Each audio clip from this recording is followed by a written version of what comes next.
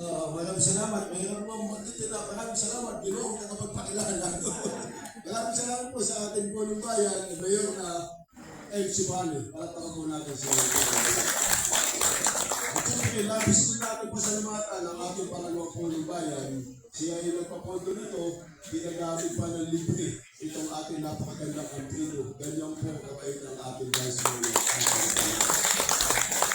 Mga kasama sa punong bayan at siyempre sa lahat po ng Bantay Kabayan ng tatlong relocation site natin dito. Sa isang bahay, may population ng isang family na 3, 4, 5 families. Ano? Kaya kung tutuusin, sa bawat... Ayan, marami na rin po. Ayan, parang nalilok ako.